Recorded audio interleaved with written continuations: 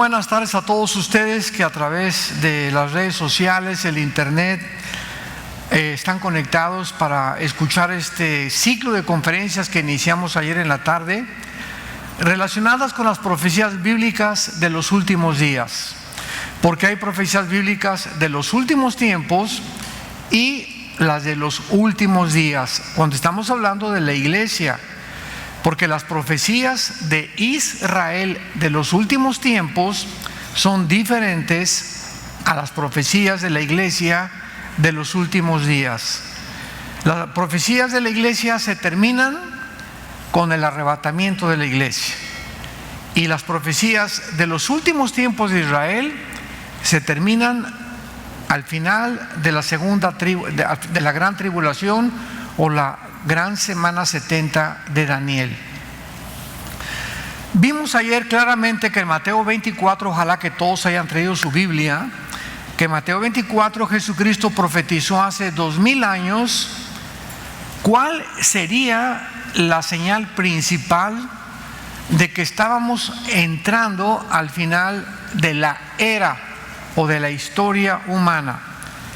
Y mencionó que habría falsos profetas, falsos cristos, guerras, rumores de guerras, pero cuando Cristo se detiene y menciona nación contra nación, reino contra reino, nos damos cuenta que ahí en esa profecía Cristo estaba mencionando que vendría un tiempo, eso fue hace 2000 años cuando Él habló, vendría un tiempo cuando se levantaría la primera guerra mundial, que fue exactamente de 1914 a 1918, y después la Segunda Guerra Mundial, 1939 a 1945. Entonces, el inicio del siglo XX, con la Primera Guerra Mundial, comenzó a preparar el siglo pasado la última generación, que posiblemente seamos nosotros, todos los que nos están escuchando. Es posible que nosotros pertenezcamos a la última generación. Estas dos guerras mundiales, de alguna forma soberana de parte de Dios, prepararon también el regreso de la nación de Israel. Casi después de 2000 años de exilio en todas las naciones, Israel, ante los ojos expectantes y asombrados de los sociólogos, historiadores, antropólogos, regresa y se forma una nación libre, soberana e independiente el 14 de mayo de 1948. En un solo día se forma la nación de Israel, libre y soberana. Y a partir de este momento tan especial en la historia, donde no hay ninguna explicación, porque ninguna civilización en la historia ha podido, después de ser sacada de su tierra, sin lenguaje, sin religión, sin costumbres, sin tradiciones, sin cultura, mantuvieron durante esos 2000 años la cultura, el lenguaje y sus tradiciones. Para que tengan una idea ligera de lo que estoy hablando, mi esposa y yo radicamos actualmente ya en Estados Unidos y venimos cada 15 días casi a México, porque tengo todas las oficinas en la ciudad de Toluca, en el Estado de México, y tenemos que estar al contacto con todos los pastores. Yo he cancelado el 85 o el 90% de mis invitaciones para dedicarme ya más a las iglesias que tenemos en México. Y para que tengan una idea, allá en Estados Unidos mi esposa y yo vimos claramente un fenómeno muy interesante de los mexicanos que hace 100 años o 50 años se mudaron a Estados Unidos, guatemaltecos, hondureños, salvadoreños, nicaragüenses, etcétera, etcétera. Y cuando tú ves a los mexicanos que han migrado a Estados Unidos, lo primero que estas familias, y es lógico, hacen es tratar de adaptarse a esa cultura. Y ves a los mexicanos, ¿verdad?, vestidos con su cachucha, con sus calcetines, con sus chanclas. O sea, quieren parecerse a los gringos. Y desde chiquitos les enseñan inglés, que está muy bien, necesitan porque van a la escuela americana, pero se olvidan del español. Y muy pocos mexicanos que han migrado para allá mantienen el lenguaje, más bien no es español, el castellano, porque se originó en Castilla con orígenes griegos y hebreos. Entonces, todas las culturas, los italianos llegan a Estados Unidos y se adaptan a la cultura americana, se visten como los americanos y tratan, ¿verdad?, de no ser separados, o que no te digan, tú no eres norteamericano. Aunque realmente pues nadie es norteamericano más que los indios, los Sioux, los Apache, ¿verdad? Son los únicos que fueron los que poblaron Estados Unidos, y todos los demás son migrantes. España, Inglaterra, todas las naciones europeas han poblado Estados Unidos y Norteamérica, pero Israel es la única nación, la única cultura en la historia del mundo que después de casi 2000 años, repito, mantuvieron su lenguaje impecable, no lo cambiaron, se mezclaron con los rusos, con los italianos. En México hay cantidad de judíos, etcétera, etcétera. Muchos no saben ni siquiera que tienen raíces judías, pero este fenómeno nos habla de que esta nación la escogió Dios con un propósito, y es importante que todos ustedes lo puedan entender, porque los pensamientos de Dios no son otros pensamientos. Él no piensa como tú piensas, ni tampoco la forma como Él actúa es como tú piensas que Él quisiera o que tú quisieras que Dios actuara. Porque cuando una persona comienza, es que mi Dios, ¿verdad?, no sería más benévolo y no permitiría el sufrimiento. Ese es el problema, que tú te has fabricado tu Dios, uno que te guste y que sea como tú quieres que sea. Así somos los seres humanos. Pero cuando nos enfrentamos con el Dios de la Biblia, que no es lo que nosotros esperamos que Él sea, entonces choca la mente humana, el intelecto humano con las Sagradas Escrituras, porque Él no piensa como nosotros ni actúa como nosotros. Entonces esto es muy importante, porque cuando Dios comienza la civilización del mundo, escoge a un hombre llamado Abraham para formar la nación de Israel. De Abraham vino Isaac, vino Jacob, de Jacob las 12 tribus, de las 12 tribus vino ya Salomón, David, etcétera, etcétera. Pero ¿cuál fue el propósito de Dios para escoger una nación? Y porque podemos preguntarnos, ¿y por qué no los mexicanos? ¿Y por qué no los españoles? Y si hubiera escogido a los ingleses, los alemanes se hubieran enojado. Y si hubiera escogido a los rusos, ¿verdad?, los poloneses o los rumanos se hubieran enojado.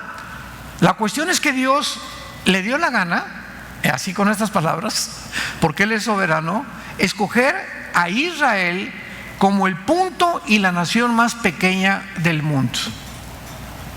Israel es del tamaño del estado de Nueva Jersey, Estados Unidos. Es un minúsculo puntito, si tú lo ves en el mapa, comparado con Irán, con Rusia, con China, con Estados Unidos, con México, etcétera, etcétera. Es un puntito insignificante, que desde hace casi 6000 años hasta ahorita es el centro del mundo entero, porque lo necio de Dios es más grande que los hombres, y lo desechado por Dios es más sabio que los hombres.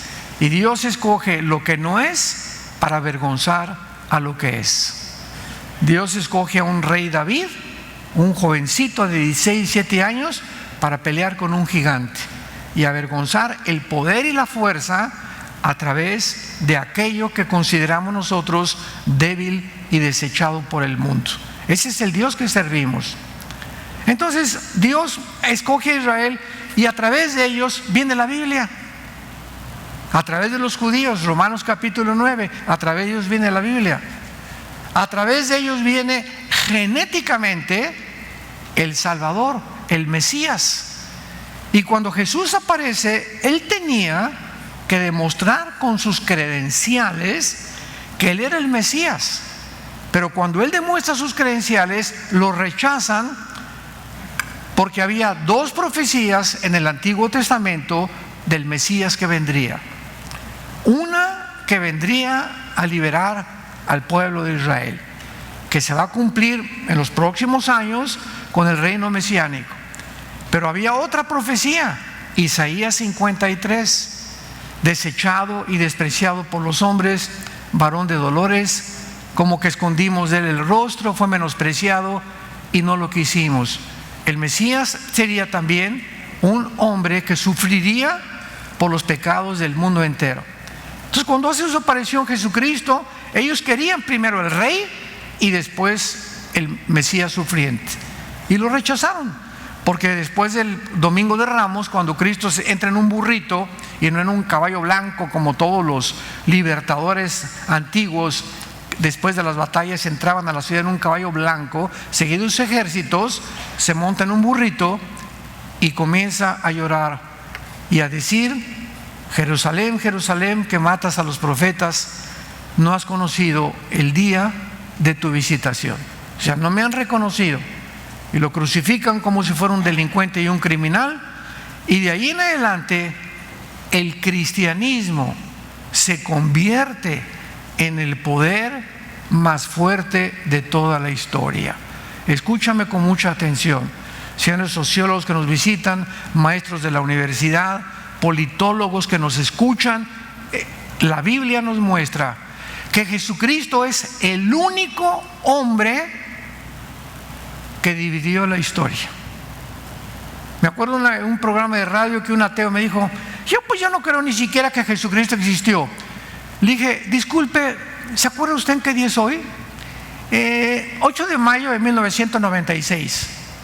¿Y desde cuándo contamos 1996? Y se quedó. ¿Desde cuándo contamos 1996? Desde Jesucristo. Y antes de Jesucristo, ¿cómo se cuenta la historia?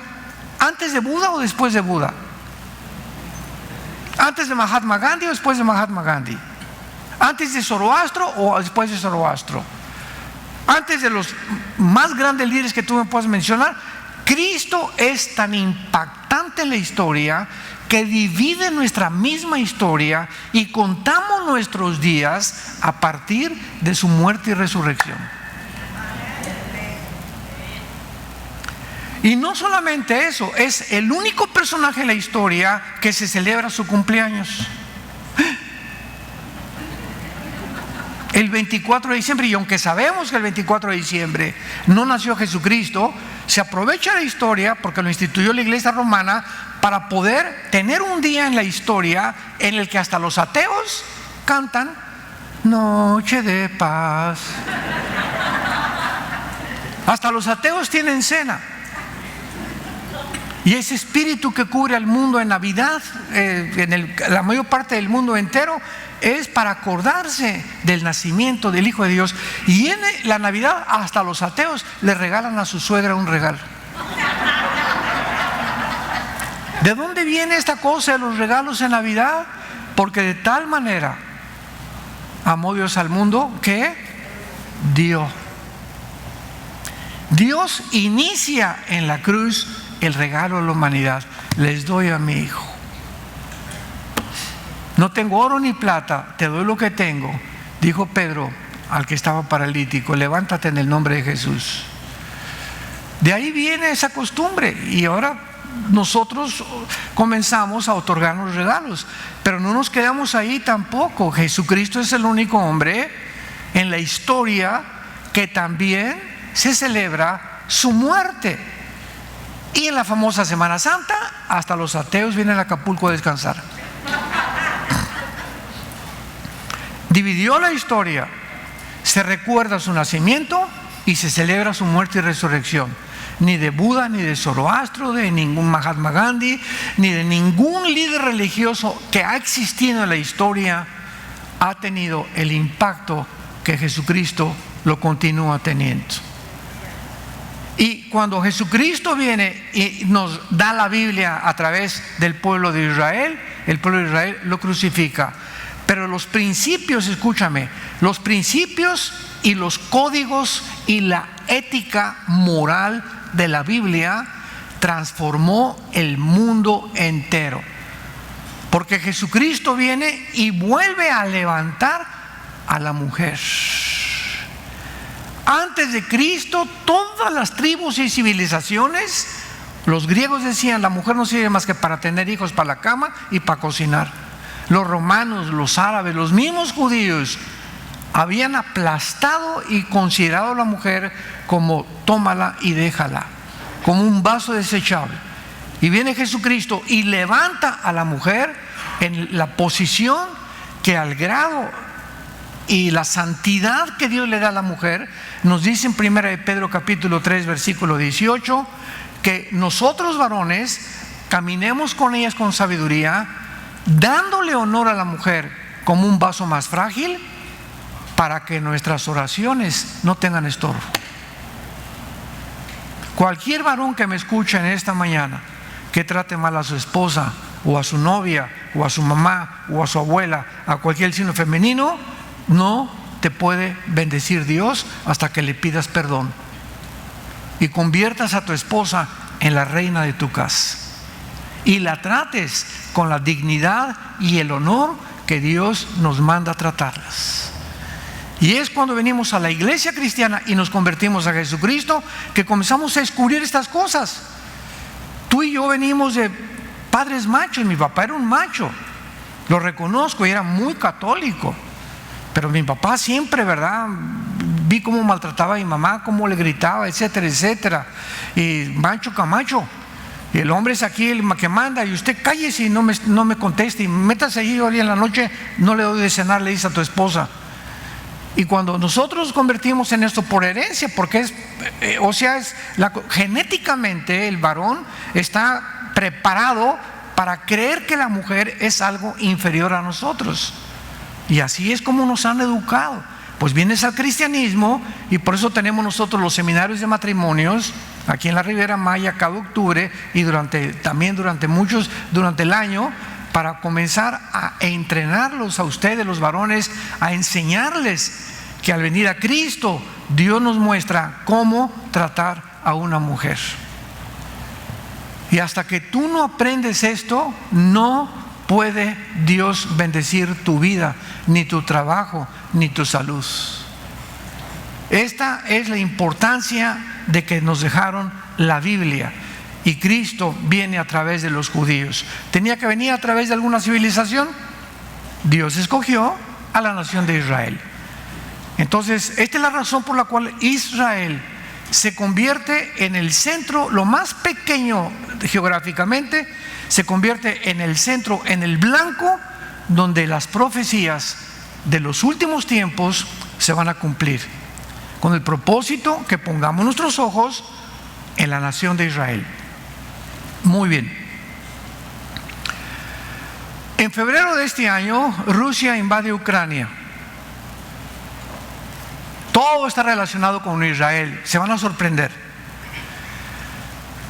Putin, el presidente de Rusia, le dice a la OTAN, que es la Organización de las Naciones del Atlántico del Norte, una organización que se formó en 1949 para detener el comunismo en Europa, después de que Estados Unidos, Inglaterra, Canadá y Rusia ganan a los nazis la Segunda Guerra Mundial. Entonces, esta organización de la OTAN se forma para proteger a las naciones de Europa contra el comunismo de la Unión Soviética, porque antes era la Unión Soviética o la Unión de Repúblicas Socialistas Soviética, que duró hasta 1991. En 1991, Mikhail Gorbachev le dice al presidente Ronald Reagan y al Papa Juan Pablo II: Rusia y el comunismo es una aventura utópica, es algo inexistente, no funciona el comunismo en ninguna nación, ni ha funcionado. Entonces se derrumba completamente la Unión Soviética, reconociendo que su ideología marxista, ideológica, dialéctica materialista, Engels y la revolución bolchevique de Lenin en 1917, ¿verdad?, era una ideología en la que si no usaban la violencia, no se podía implementar la ideología del comunismo, que ahora está revuelta con el socialismo. Entonces se termina lo que se conoció como la Guerra Fría, porque de 1945 al 91 hubo tensión entre la Unión Soviética y Estados Unidos. Entonces cae el comunismo y Estados Unidos se aprovecha, y todas las naciones de Europa también, pues para ahora tratar de replegar lo más que pudieran a Rusia. Y Estados Unidos comenzó a decir: ahora sí podemos plantar misiles en Ucrania, que es el estado más cerca a Rusia, y a un misil que planten en Ucrania está a 6 minutos de Moscú. Entonces, imagínense ustedes que algo suceda como lo que sucedió en Bahía de Cochinos, 1962, ¿se acuerdan? Cuando Nikita Khrushchev, el ministro de Rusia, puso misiles en Cuba con Fidel Castro, apuntando a Estados Unidos. Y cuando los satélites detectaron los misiles por el presidente John Kennedy, Kennedy le mandó un recado a Nikita Khrushchev: o sacan los misiles o entramos en una guerra nuclear. Es la única vez desde Ucrania, lo que acaba de pasar este año, en todos los últimos 70, 75 años, que hay una amenaza otra vez de una guerra nuclear. Nikita Khrushchev se da cuenta que John Kennedy es un presidente decidido y sacan los misiles y se acabó la amenaza. Pero ahora, este año 2022, vemos que Rusia entra a Ucrania y Putin dice: cualquier nación que trate de impedir esto, voy a usar los misiles nucleares, como uno que se llama el Satán. Así se llama uno de los misiles más poderosos de Rusia actualmente. Entonces entramos al siglo XXI y estamos en el 2022 actualmente. Putin 2014 toma Crimea, después va avanzando poco a poco, pero la Biblia nos habla claramente. Abran sus Biblias en Ezequiel 38, donde esta profecía, que es la más detallada de toda la Biblia, Ezequiel 38 y 39, se llama la invasión de Gog en la tierra de Magog. En este capítulo 38, que vamos a examinar con muchísimo cuidado en esta segunda conferencia, vamos a descubrir que fue escrita hace 2700 años. Y se profetiza una invasión de Rusia aliada con Irán, con Turquía, con Etiopía, con Sudán, con Libia y otros pueblos que van a acompañar a Rusia, y el 90% de estas naciones son musulmanas. Ahora que entra a Ucrania Putin, Ucrania forma parte geográficamente de lo que se describe en el capítulo 38 de Ezequiel como la tierra de Magog. Los magogitas descienden de los escitas y posteriormente de los godos. Y cuando venimos a la Biblia y encontramos, oye, pero aquí en el capítulo 38 no aparece Rusia, la palabra Rusia. Bueno, paciencia. En la Biblia sabemos que hay muchas naciones que no tienen el nombre que tienen ahorita. ¿Cómo podemos entonces relacionarlas con las naciones del siglo XXI en que nos encontramos? Por ejemplo, dice en el versículo 5 de Ezequiel 38, Persia. En 1935 se le cambia el nombre a Irán. Irán hasta 1935 del siglo pasado se llamaba Persia, los persas. Y después en 1979 a la República Islámica de Irán, cuando viene el ayatollah Khomeini y convierte a Irán en un mundo musulmán completamente. Luego tenemos en el versículo 5 Cus y Fut. ¿Cómo sabemos quiénes son Cus y Fut? Tenemos que regresar al capítulo 10 del Génesis, donde se describen que de los 3 hijos de Noé descendemos todos los seres humanos, de Sem, Cam y Jafet. De Jafet se pobló todo el mundo anglosajón europeo. O sea, todos los de raza blanca en el mundo entero tienen su origen en Jafet.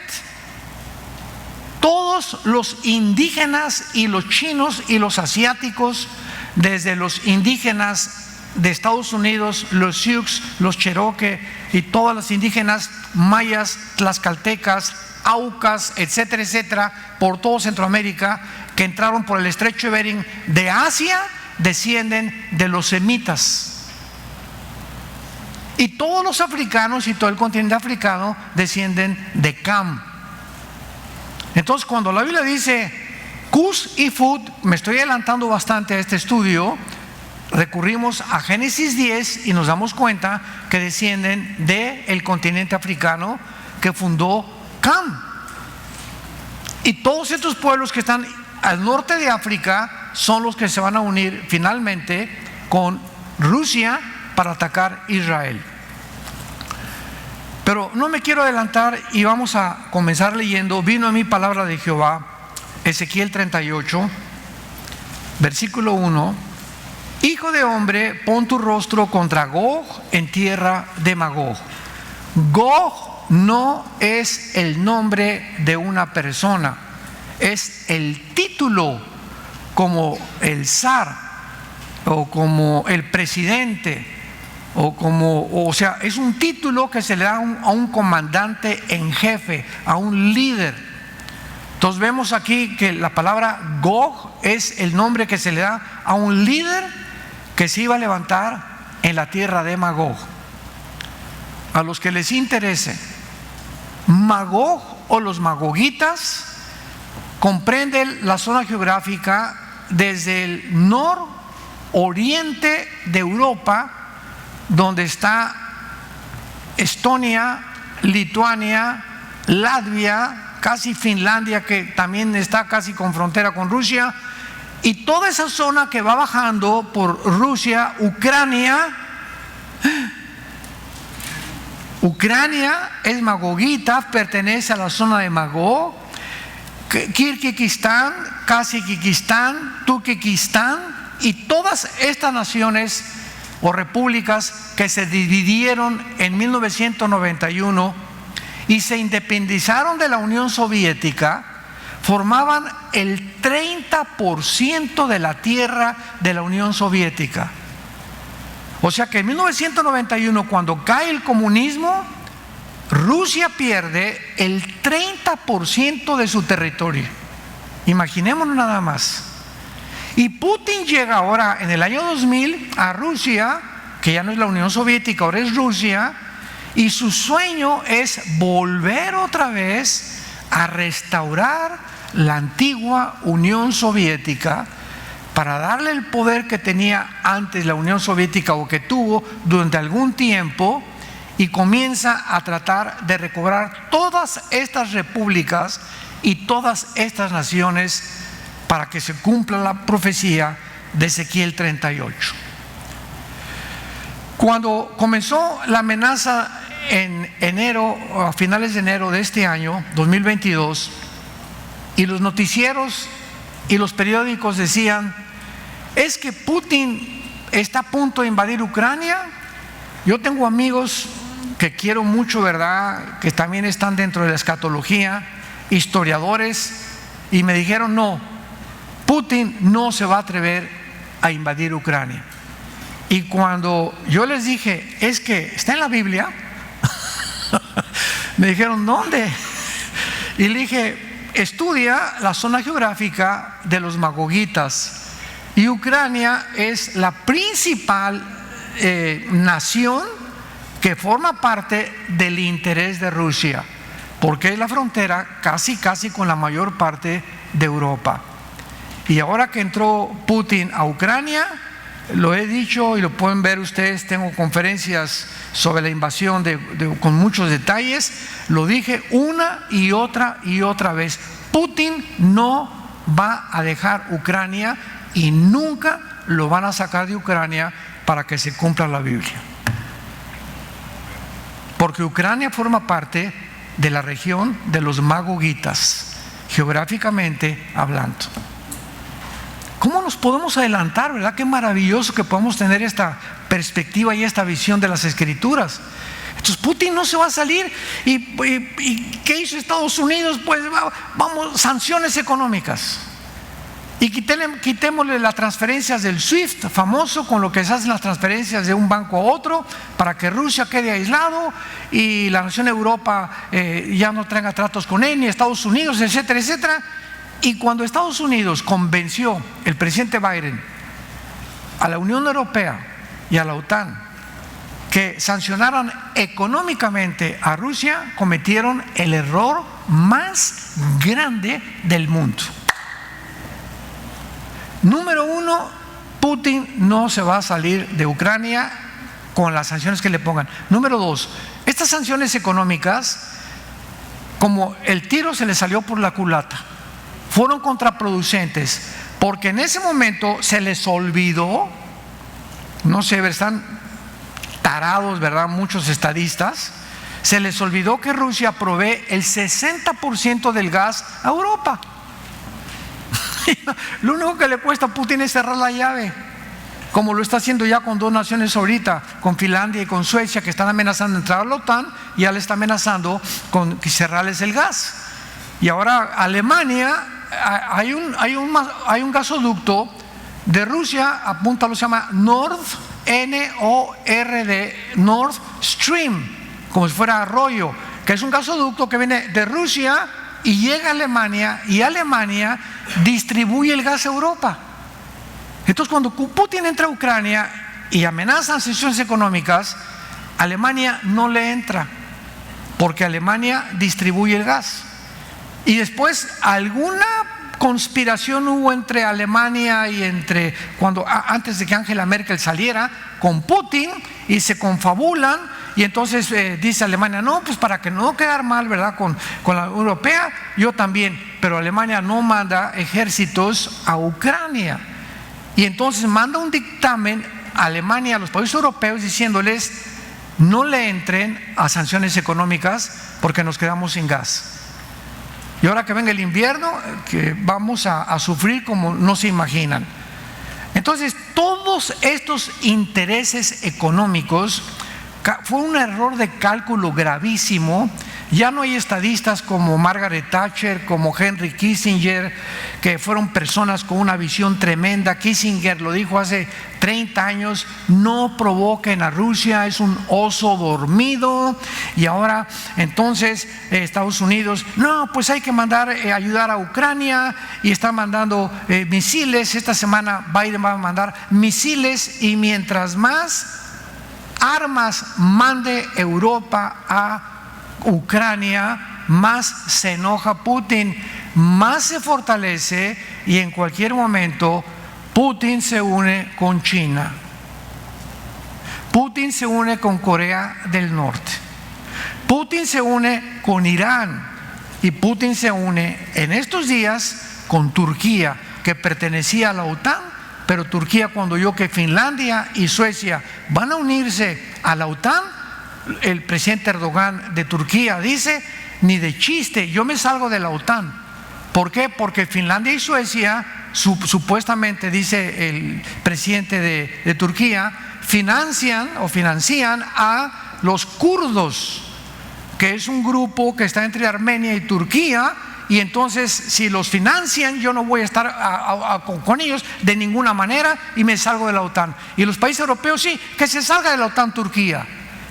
Qué interesante, Porque todavía hace un año me dijo un escritor muy conocido, amigo mío: Armando, Turquía es amigo de Estados Unidos y está en la OTAN, nunca se podría unir a Rusia.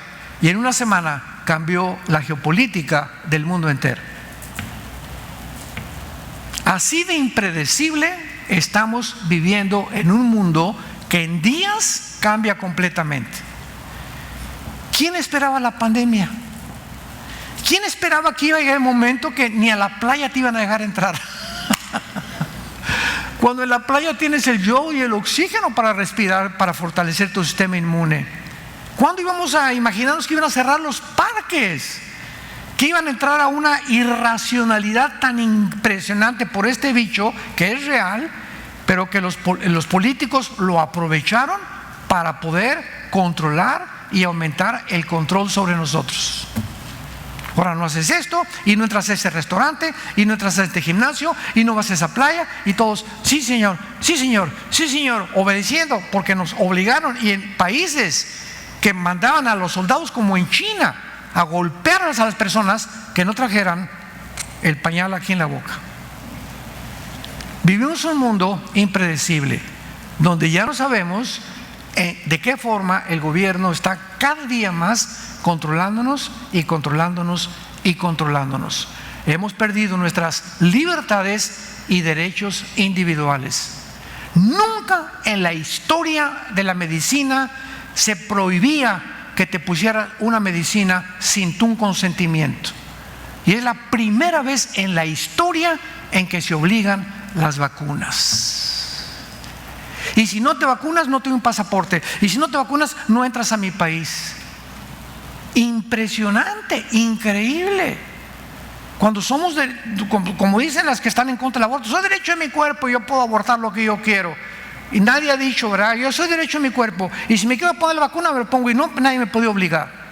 Pero se obligó por primera vez en la historia, y lo hizo el presidente de Estados Unidos y la Organización Mundial de la Salud, que está dirigida por un señor que se llama Tedros, que es de Etiopía y es un comunista marxista terrible en la Organización Mundial de la Salud.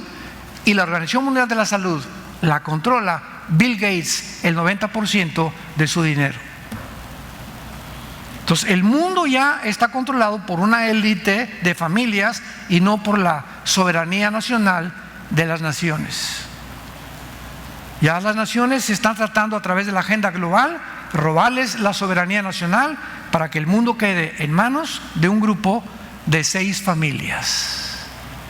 6 familias en el mundo entero nos están diciendo lo que tenemos que hacer.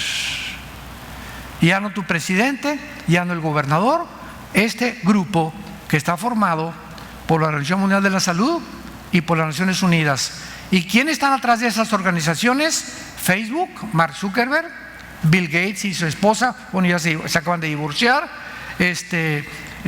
Selon, ¿verdad? El dueño de Instagram, y el 90% de los medios de comunicación, CNN, BBC News y todas las cadenas de televisión, escucha, el 90% de los medios de comunicación, Washington Post, New York Times y periódicos en el mundo entero, los controlan 6 familias.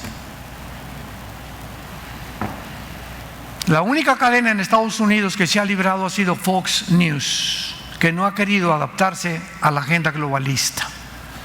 Entonces todo lo que vemos, Disney lo obligaron a imponer la ideología de género. Los países centroamericanos y sudamericanos están forzados actualmente a que si Argentina no impone la ideología de género, si El Salvador, si México no imponen desde la primaria a los niños, si un niño de 5 años, si no quieres ser niño, te puedes ser niña y puedes ir pintado como niña a la primaria. Y si no imponen este adoctrinamiento, no les pagan su deuda externa y los hunden más económicamente. ¿Te habías puesto a pensar en esto? ¿Tenías esta información? Porque todo lo que estamos oyendo son mentiras. Es un mundo, y Satanás es el padre de la mentira. Y estamos en un mundo completamente controlado por los medios de comunicación. Lo que oímos, nos dicen lo que piensan y lo creemos. Y son puras mentiras las que han propagado en el mundo entero para debilitar a la raza humana y prepararla para la venida del gobierno mundial del anticristo. Continuamos en Ezequiel capítulo 38. Todos tienen cara de asustados. Como decía mi papá, no le saque. Versículo 3, versículo 2. Príncipe soberano de Mesec. La palabra príncipe es la palabra puntalá en el hebreo Rosh, de donde viene la palabra Rusia. Príncipe soberano de Mesec y Tubal. Mesec y Tubal son zonas geográficas que pertenecen a los magogitas o dentro de la zona geográfica de Magog y fueron ciudades importantes de Rusia. Versículo 3. Así ha dicho Jehová el Señor: yo estoy contra ti, oh Gog, príncipe soberano de Mesec y Tubal. Te quebrantaré y te pondré garfios en tus quijadas, te sacaré a ti a todo tu ejército, caballos, jinetes, de todo equipados, gran multitud de pavés, escudos, teniendo todas espadas. Y a continuación del versículo 5 y 6 se enuncian o se mencionan las principales naciones que formarán parte en su alianza con Rusia en los últimos días que estamos viviendo. Persia, que es Irán; Cus y Fud, que son las naciones del norte de África; Sudán, Etiopía, Libia o Somalia. Versículo 6, Gomer, que es Alemania y la zona de Ucrania, y todas sus tropas, y la casa de Togarma. Togarma es Turquía y Armenia. Y qué interesante que fue en los montes Ararat, en la zona geográfica junto a Turquía, que está Armenia, donde descendió el arca de Noé. Cuando acabó el diluvio, el arca de Noé, dice Génesis 8, descendió sobre los montes del Ararat, que se encuentran en Armenia, casi frontera con Turquía, y donde precisamente en esta zona geográfica es donde termina la zona de los magogitas o la tierra de Magog. Qué interesante. Muy bien, una vez que tenemos este análisis, veamos en segundo lugar el objeto de la invasión. Ezequiel 38, versículo del 7 al 9. El objeto de la invasión. Este pasaje continúa dirigiéndose a Gog. Dios le está hablando a Gog, al líder de esta invasión, que posiblemente sea Putin. Y se menciona específicamente en el versículo 8: de aquí a muchos días serás visitado, al cabo de los años vendrás a la tierra salvada de la espada, recogida de muchos pueblos, a los montes de Israel. No hay duda, porque Israel jamás cambió el nombre desde que Jacob se le cambió el nombre a Israel. ¿Se acuerdan ustedes en el libro del Génesis? Israel no ha cambiado su nombre, porque la palabra Israel significa el que lucha al lado de Dios. Si tu mamá te puso Israel, te puso un nombre que es el mejor que te puedan haber puesto: el que lucha al lado de Dios. Vendrás a los montes de Israel, que siempre fueron una desolación, mas fue sacada de las naciones, y todos ellos morarán confiadamente. Vean lo que se profetiza: al cabo de los días, es la frase en el hebreo Asharit Shane, que en todo el libro de Daniel y en Ezequiel esta frase se puso al cabo de los años, los últimos días o los últimos tiempos.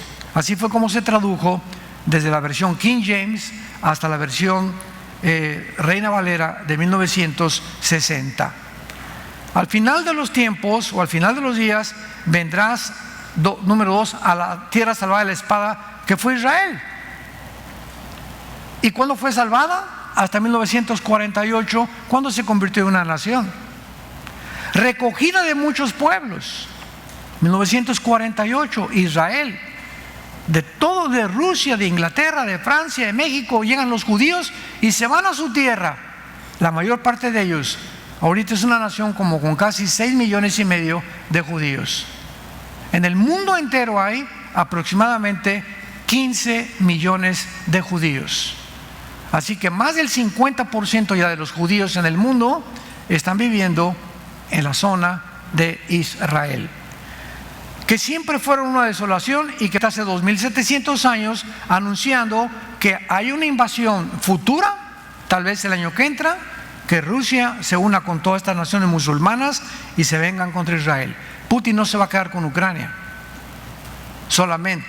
A Ucrania no se la quita a nadie, vuelvo a repetir, pero sí ahorita Kirguistán, Kazajistán y las repúblicas al sur de Rusia, y después el objetivo final de Putin es Israel.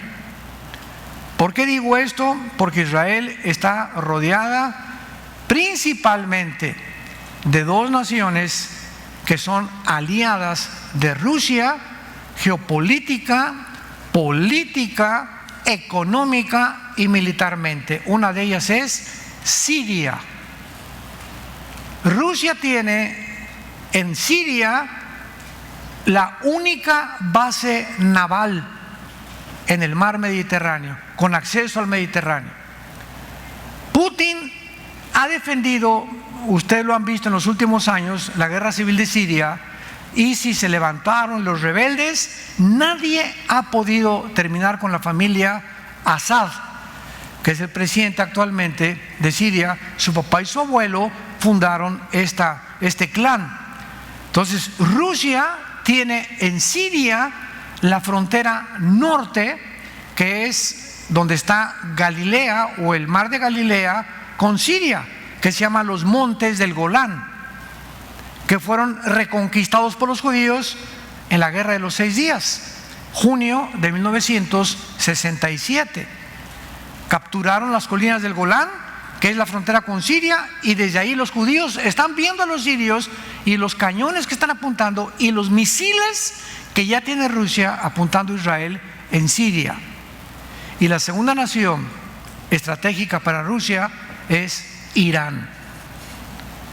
Y desde que el movimiento religioso de Ayatollah Khomeini se vino contra Israel, no han dejado de anunciar el presidente anterior de Irán, Ahmadinejad, en las Naciones Unidas en Nueva York. Ante todas las naciones dijo que él era el Mahdi, o el líder futuro de los musulmanes, y que destruirían a Israel. Así públicamente. O sea, imaginémonos que en El Salvador o en España muera México y mueran todos. Oye, cálmate, ¿verdad? La nación intervendrían, porque no hay derecho de poder amenazar a una nación públicamente como Irán lo ha hecho con la nación de Israel. Y además que este año termina Irán la fabricación de las centrifugadoras de uranio 235, que es el material con el que se produce la bomba atómica. Y en cuanto tengan la bomba atómica, los judíos saben que Irán la va a lanzar contra Israel. Y ahora el plan de Naftali Bennett, que es el nuevo presidente de Israel, será atacar a Irán antes de que Irán ataque a Israel.